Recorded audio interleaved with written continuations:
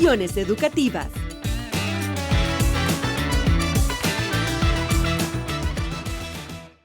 Bienvenidos a un nuevo episodio. Hoy abordaremos un tema fundamental en la formación de los niños y niñas, que es el papel que juegan los padres en el aprendizaje inicial. Desde el hogar se establecen las bases del desarrollo emocional, cognitivo y social. Por lo tanto, la participación activa de madres, padres y cuidadores puede hacer la gran diferencia en el éxito escolar desde los primeros años. Para conversar sobre este importante tema, tenemos como invitada a Dixiana Gabriela Barahona Ortiz, licenciada en Lingüística y futura abogada, ¿verdad? ¡Excelente! ¿Cómo está, Dixiana? Así es, muchísimas gracias por el espacio, por la invitación. La verdad es que me siento muy contenta, muy alegre de poder estar hoy día compartiendo con ustedes y con las personas que nos van a estar escuchando y viendo, ¿verdad? Próximamente. Pues compartir este tema tan importante como es el rol de los padres en el aprendizaje de los niños y niñas. El rol de los padres, pero en el aprendizaje inicial, en las primeras etapas del desarrollo, Correcto. que son esas etapas fundamentales que puede entrar la estimulación temprana, puede también entrar lo que es la participación activa por parte de otras entidades, como los padres, también puede ser a nivel de los tíos, es decir, toda la integración familiar. Entonces, ¿qué papel juega o qué rol tiene el padre en ese aprendizaje inicial? Bien, es importante que tomemos en cuenta, ya como usted lo ha mencionado, cuando hablamos de la educación o los primeros pasos que damos, ¿verdad? Al momento de comenzar a aprender, ya sea formal o informalmente, ese rol de papá, de mamá, los cuidadores y el entorno social en sí es de suma importancia para el estímulo emocional, estímulo cognitivo, físico y social también del niño que estamos hablando. Ok, del niño que estamos hablando. Y a nivel social, ¿desde qué aspecto lo podemos ver? Influye de muchas maneras, ¿verdad? Los padres, pues, al tener prácticamente el primer contacto con este niño o con esta niña, ¿verdad? Pues, evidentemente hacen como la función, digamos, de un primer maestro, por así mencionarlo, ¿verdad? De forma empírica, quienes van mostrando y van como afianzando esas bases en el entorno social. De hecho, usted sabe que normalmente decimos, ¿verdad? Los niños, pues, son el reflejo del hogar. Entonces, en ese sentido, hablando en la parte social, van a reflejar y van a mostrar todos estos aspectos que vemos en casa y adoptamos para replicar fuera de ella. ¿Por qué es importante, ya hablamos del aspecto social, y por qué es importante el aspecto cognitivo? ¿Y a qué nos referimos con cognitivo? Bien, importante la pregunta. Cuando hacemos referencia a la parte cognitiva de una persona o de un niño, en este caso que estamos conversando, nos hacemos referencia al estímulo de todas estas habilidades que todas las personas, ¿verdad? Innatamente, pues, nacemos con ellas. En el sentido, hablando de la parte intelectual, la parte emocional, todas estas habilidades que nos conllevan y vamos desarrollando a lo largo de nuestra vida estudiantil, ¿verdad? Ya enfocándolo más que todo a la parte educacional. Claro que sí. Entonces, hablamos de la parte cognitiva, esta parte conductual también, ¿verdad? Haciendo referencia, pues, a la parte de la memoria, el estímulo de la creatividad, que en niños es tan importante. ¿Por qué es tan importante la creatividad en los niños en esas primeras etapas? Bien, normalmente en la parte educacional nosotros decimos, ¿verdad?, que es ahí, la creatividad es donde nacen o surgen las grandes ideas, ¿verdad? Entonces, es de suma importancia estimular esto en los niños, ya que si simplemente vamos indicando o vamos mostrando lo que ya está dado, entonces nos perdemos de nuevas cosas, nos perdemos de nuevas actividades que los niños por sí solos, de forma creativa y de forma natural, pueden ir desarrollando. Entonces, es por eso que es muy importante que nosotros como padres de familia, como cuidadores, estimulemos en casa estas conductas, ¿verdad? Ok, ¿y cómo estimulamos a un niño para el desarrollo de esas conductas? Hay muchas formas, realmente hay infinidad de ellas. Nosotros podríamos recomendar como educadora, normalmente en casa, pues actividades lúdicas. ¿A qué me refiero con actividades lúdicas? Juegos. Hoy en día que tenemos la tecnología tan a la mano, pues es un mecanismo, ¿verdad?, muy importante que nosotros podemos utilizar a favor de poder realizar estas actividades, canciones, estimular motor fino, motor grueso, que nosotros llamamos en la parte de educación, que son habilidades y destrezas que los niños van desarrollando con el cuerpo. También, por ejemplo, la parte de pintura, incluso estos elementos que nosotros diríamos no son tan influyentes, por ejemplo, colocar a un niño a pintar, pintar con pincel, con lápices de color, darle, por ejemplo, materiales que tenemos en casa, periódico, papel, para que ellos puedan como inspirarse y desarrollar todos estos elementos de los que estamos hablando. Qué interesante lo que tú mencionas sobre el motor fino y motor grueso, porque no solo se trata del desarrollo motor, sino que consideraría yo, ¿verdad? Tú que eres el especialista, que también va involucrado como la atención, la memoria inclusive, utilizar los dos hemisferios para que el niño tenga una mayor capacidad cuando ya pase de preescolar, y ya vaya como a primer grado, segundo grado, y entonces no sienta como aquel gran desafío, porque al crear esa estimulación temprana también, por parte de los padres que lo incluyan en su hogar, puede ayudar a que el niño los retos los mire más como desafíos hacia sí mismo y no como magnificar un problema, porque eso puede suceder mucho en niños, me he fijado. Así es. Y es que sucede que en casa normalmente nosotros por tener que cuidar un espacio quizás, ¿verdad? Entonces tratamos como de que el niño, o intentamos generalmente que el niño no sea niño. ¿Y a qué me refiero con esto?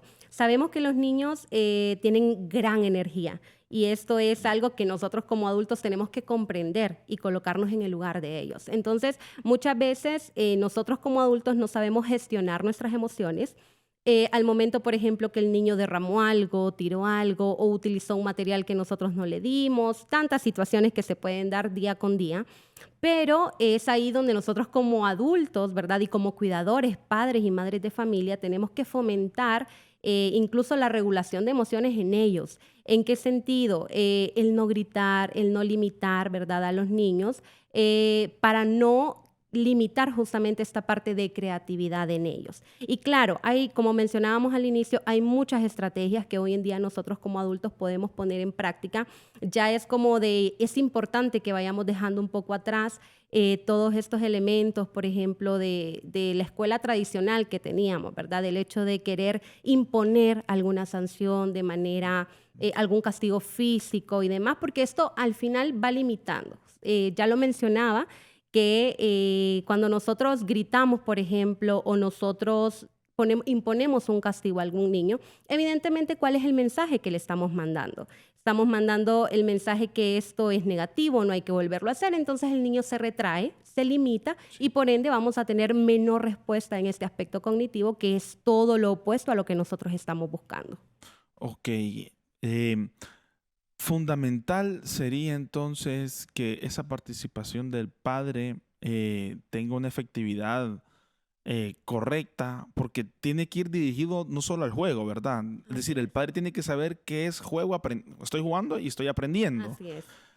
Si a eso se refiere, ¿verdad? Pero, ¿cuáles serían los mecanismos más efectivos para un padre al momento del aprendizaje hacia Eh, sus hijos? Muy buena observación referente a esto, porque normalmente nosotros decimos, o pasa mucho que en las primeras etapas, hablando de los niveles, por ejemplo, de kinder, prekinder, cuando damos este paso a primero de primaria, por ejemplo, normalmente hay muchas actividades que como docentes o especialistas en el área incorporamos, ¿verdad? En el día a día, en la clase y demás. Y generalmente puede surgir la duda, pero ¿y eso para qué va a aportar? ¿O para qué va a ayudar?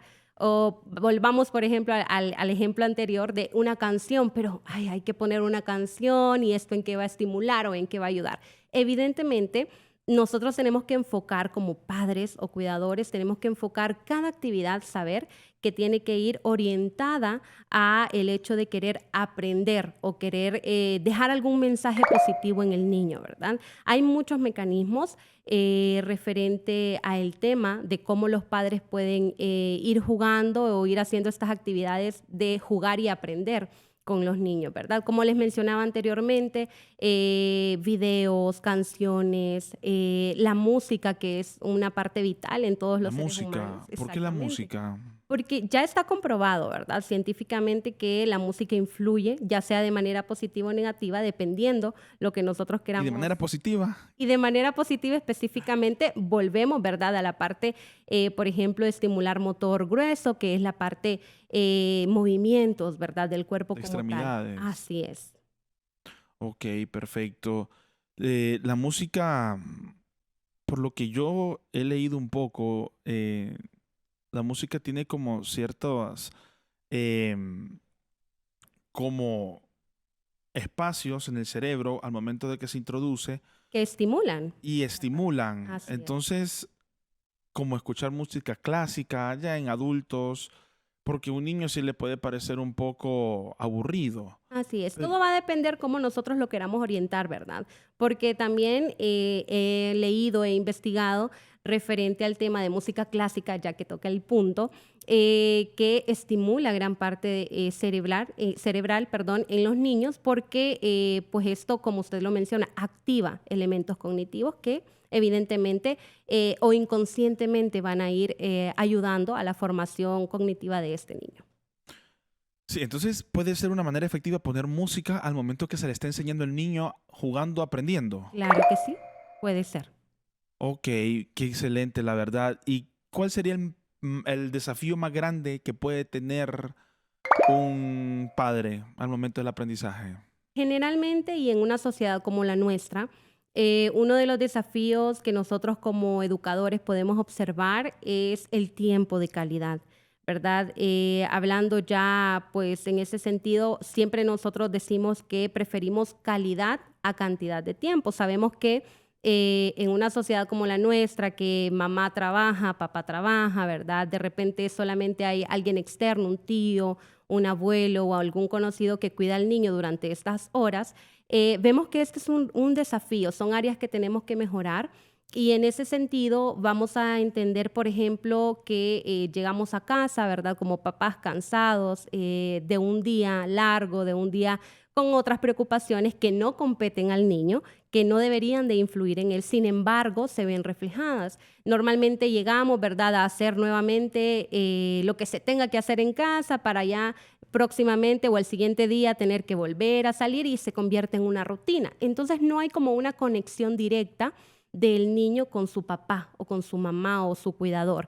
Entonces, ese es uno de los desafíos más grandes, porque normalmente, pues aquí estamos hablando de herramientas, estrategias, mecanismos que nosotros podríamos utilizar, pero ¿qué pasa si no hay tiempo de calidad en relación a esta Excelente primera infancia? pregunta. Sí, entonces, ok, si el padre no se encuentra, es decir, estamos hablando, imaginemos de manera hipotética, una familia disfuncional en el sentido de que desintegrada, los padres se divorciaron y el niño tiene 3 años, 4 años. ¿Qué se puede hacer para que se pueda involucrar a pesar de esas dificultades? ¿Cómo podríamos afrontar eso como padres para que el niño pueda tener una mejor capacidad de entendimiento, no de la situación, sino de aprendizaje para el niño? Porque como tú dices, eso no debería de afectar las decisiones de los padres, pero al final va a afectar, porque ya sea el padre o la madre no se va a encontrar dentro del hogar. Entonces, ¿repercute eso en el aprendizaje del niño? Evidentemente, repercute por el motivo de que cuando nosotros, bueno, hay una teoría bastante importante en la parte de educación que menciona referente, por ejemplo, a que entre un niño, por ejemplo, entre más relación tenga con personas adultas, pues mejor va a ser, hablando de la parte lingüística, por ejemplo, ya que menciona de Sí. un niño de 3, 4, 5 años que van evolucionando y van tomando como todas estas habilidades lingüísticas, producción del habla y demás, comprensión de lo que va hablando y la noción de tiempo, espacio y demás. Entonces, ¿qué sucede? Sucede que al momento de no tener una relación directa o tanto tiempo de calidad con un adulto, pues evidentemente vamos a ver problemas al momento de desarrollarse. Es importante, ¿verdad?, que como padres de familia se pueda tener esa relación, mejora, como les menciono, mejora producción del habla, comportamiento, el entorno social en el que el niño se va desarrollando Sí. también influye de manera positiva. Ok, excelente lo que estás mencionando, porque sí puedo considerar de que cuando ya un padre no se encuentra, el niño tiene que tomar iniciativa por sí solo en el sentido de qué hacer, pues, y como en esas etapas no va a tomar decisiones, entonces aquí es donde causa esa dificultad o el síndrome del niño ausente, pues, que no va a aprender, sino que va a ser de manera empírica lo primero que mira, o sino que sus gustos ya se van a permanecer dentro de lo que es el vínculo de la era digital. Así es. Entonces no está aprendiendo. Y por el contrario, ese tipo de niños de 4 o 5 años, lo que está afectando es un deterioro, por el contrario, cognitivo en ese aspecto, porque la atención alternante, la atención dividida, al estar pasando esos swipes que hacen en las redes sociales a cada segundo, interfieren en la capacidad de que un niño pueda aprender de manera correcta. Entonces, ¿cuál es la consecuencia más grande que considerarías tú sobre la ausencia del padre? Influye de manera negativa en gran manera. Lastimosamente, hoy en día, por los mismos antecedentes y factores que estamos hablando, en las escuelas nos encontramos frente a desafíos en donde el docente pues le toca como tratar de cubrir, ¿verdad?, esta ausencia y estos elementos que ya se mencionaron. Y evidentemente esto se nota en un aula de clases, se nota en el día a día y en el comportamiento del niño. Un niño que de repente pierde la atención fácilmente, un niño, por ejemplo, que no sabe cómo relacionarse con otros, precisamente porque al estar aislado y no poder compartir con adultos o con niños de su misma edad, pues se va a ver retraído. Es como las personas adultas. Muchas veces nos enfrentamos a algo nuevo y nosotros decimos, bueno, ¿qué hago? ¿Cómo actúo? Pues pasa lo mismo con ellos. Si bien es cierto, normalmente decimos, bueno, Ellos no se van a preguntar eso, simplemente lo van a dejar. exactamente, exactamente. A eso iba, ¿verdad? Porque normalmente nosotros decimos, no, es que los niños, pues ellos como son niños, fácilmente pueden socializarse, hacen amigos y demás. Y claro que sí funciona de esa manera, porque no hay muchos factores que como adultos nosotros incluimos. ¿A qué quiero llegar? Que el niño de repente, cuando no tiene este estímulo, ¿verdad? Esta convivencia con su padre de manera efectiva, se va a ver afectado de manera directa en su comportamiento. Cognitivo, conductual, emocional. Emocional, correcto, físico incluso, ¿verdad? O sea, hay muchos aspectos que nosotros tenemos que evaluar al momento de no dar o no brindar este rol, o no ejercer, mejor dicho, este rol como padres en la formación inicial de los niños. Ok, perfecto. Estoy entendiendo que el aprendizaje inicial por parte del padre es trabajando, jugando, aprendiendo, ok. Pero, ¿cómo influye la parte emocional acá? Es decir, ¿qué sucede cuando no está esa parte emocional? Y posiblemente los padres se encuentren, pero si el niño no se siente afectivamente seguro, ¿qué sucede también? Vamos a tener fácilmente como resultado, por ejemplo, autoestima baja. Autoestima baja. Así es. Ok.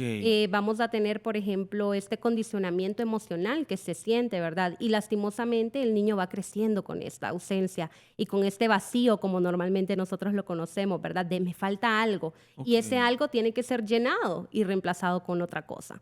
Entonces, ¿Y normalmente por qué lo reemplazan en su experiencia? normalmente estamos hablando del niño como tal y este Sí. niño va a ir creciendo, va a ir, pues evidentemente pasando sus procesos y su crecimiento. Y aquí quiero entablar algo. Normalmente nosotros hablamos sobre desarrollo y crecimiento, que son dos términos que se usan indistintamente o como sinónimos. Pero tenemos que conocer que el crecimiento pues es la parte natural. Todas las personas vamos a crecer en algún momento, ¿verdad? Claro. Es algo biológico. Y lo que es el desarrollo, pues es esa estimulación que nosotros hacemos como padres, como comunidad, como docentes a este joven o a este niño, en este caso que estamos hablando. Entonces, volviendo a qué efectos se pueden ver, como mencionábamos, la autoestima baja, este es uno de los elementos que más nosotros podemos observar. También, por ejemplo, esa falta de relacionarse con otros compañeros, hablando ya del entorno de educación Sí. formal. Entonces se miran, ¿verdad? Se nota, de repente uno mira actitudes, ¿Cuáles acciones. son esos signos de alerta que podemos nosotros observar como esas actitudes? ¿Como cuáles consideras? Por ejemplo, nosotros hemos notado cuando estamos en un aula de clases, por mencionarlo como el repele a otros compañeros, el hecho de aislarse, ¿verdad? Eso es también lastimosamente otro signo. Y El evidente aislamiento. Así es. Y el aislamiento es algo importante que nosotros como docentes y como padres tenemos que tener en cuenta, porque por naturaleza somos sociables o somos seres sociales, mejor dicho. Entonces, cuando un joven de la nada o solo porque sí se aísla, tenemos que investigar, indagar y conocer qué es lo que está sucediendo en casa para llegar como a la raíz de ese problema. Y a veces, pues como mencionamos, es un antecedente. Esta ausencia de papá y de mamá en casa no es algo que surge de la noche a la mañana, sino que es algo constante, ¿verdad? Periodos prolongados, años, en que el niño no tiene con quién conversar, falta de confianza con su papá, con su mamá o la persona con la que vive en su casa. Y debido a esto, entonces se van dando estos otros factores que ya hemos mencionado. Ok, ya hemos hablado de la parte cognitiva, de la parte emocional, ¿verdad? Y la parte conductual a nivel de aislamiento. Pero todos estos procesos no se manejan por sí solos, de manera aislada, ¿verdad? Tiene que haber como un acontecimiento activador que pueda generar de que el niño tenga mayor dificultad al momento del aprendizaje inicial. Y como hablamos de esos signos de alarma o de alerta, ¿qué otros factores ya a nivel no internos del hogar, sino externos, pueden repercutir en que el niño tenga dificultades para aprender también y que el padre no pueda como manejar la situación y se pregunte qué estoy haciendo de mal o qué está sucediendo con mi hijo? ¿Cómo nosotros podemos observar eso? Bien, podrían ser diversos factores, ¿verdad? Que nosotros podemos identificar. Elementos, pues, en el entorno social, incluso lastimosamente desde pequeñitos, se puede dar tal vez de una forma inocente, podríamos decir, entre comillas, el hecho de, en un entorno social, por ejemplo, que el niño se sienta rechazado por X o Y razón, ¿verdad? En el aula de clases, entonces, esto hace también que el niño se retraiga como tal.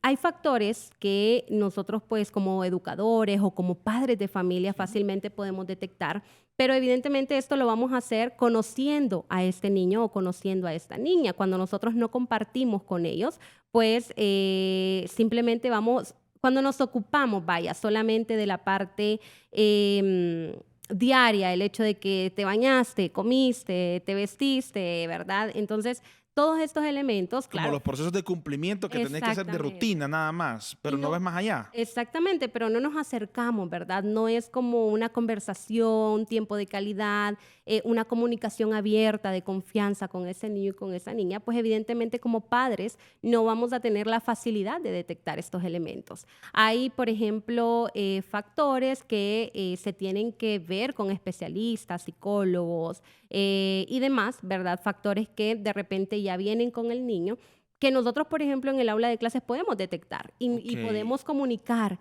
y A los podemos, padres se les puede comunicar así es. esos comportamientos. Claro, es importante que mencionemos algo. Ok. En las instituciones gubernamentales y no gubernamentales, como docentes nuestra función es amplia, muy amplia. Y una de ellas y de las más importantes es nuestra atención a nuestros estudiantes y a nuestros niños en particular. Entonces, cuando nosotros observamos, vemos ciertas actitudes o ciertas deficiencias que se pueden dar, que tienen que ser atendidas con profesionales en específico, nuestra responsabilidad y nuestra necesidad como docentes, pues es comunicarle esto al padre. Y precisamente a esto es importante mencionar esta comunicación que como docentes tenemos que tener con los padres de familia, ¿verdad? Es Hay un importante. desafío en la comunicación de los padres con los docentes. Todo va a depender, va a variar. En realidad, evidentemente, como mencionábamos, ¿verdad? La parte de que papá, mamá trabaja y en el ajetreo y demás, pueden surgir diversos desafíos, diversos retos que se tienen que mejorar o que se tienen que Y en su enfrentar. experiencia, ¿cuáles han sido esas dificultades con los padres al momento de transmitir, ya sea por algún trastorno de aprendizaje o solo alguna dificultad de aprendizaje? No sé, tú eres el especialista. En mi experiencia, yo podría mencionar que me he encontrado con varios tipos de padres en realidad. Hay muchos tipos de papás. Referente, por ejemplo, cuando uno hace una observación o una recomendación como profesional, puede surgir, ¿verdad? Desde la negativa del papá, de decir, no, mi hijo no es así, y aún, ¿verdad? Nosotros mostrando de repente con evidencia, porque como docentes no podemos simplemente actuar de manera aislada o de manera arbitraria, sino que tenemos que tener un fundamento como tal, ¿verdad? Mostrar ese fundamento, mire, estamos trabajando de repente tal tema, tal actividad y está pasando de esta manera.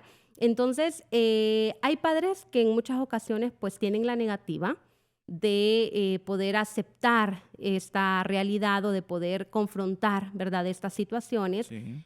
así como también hay otros que simplemente pues no muestran mayor interés. Me imagino yo y asumo que es por la misma situación que estamos hablando, de repente la rutina, el hecho del día a día, ¿verdad?, puede La monotonía absorber. puede absorber y Así es, y la monotonía puede ser también un factor externo que puede involucrarse para que no haya un mejor así aprendizaje es. en esas etapas iniciales del Y desarrollo. puede sonar un poco complicado de mencionarlo, pero también puede surgir el tema del desinterés, ¿verdad? El hecho de que como a nosotros normalmente a veces mencionan y dicen, bueno, pero es que a mí me enseñaron o yo no, mi papá no tenía que estar encima de mí o no tenía que estar, por ejemplo, Sí, tan pendiente de mí y yo, mire, siempre fui el mejor y demás. O sea, hacemos esta comparativa, ¿verdad? De lo que yo fui cuando era niño y lo que es este niño, sin reconocer que somos pues cabezas, tiempos, temporadas totalmente distintas, ¿verdad? A lo que fue la escuela en su momento o a lo que ha sido. Entonces,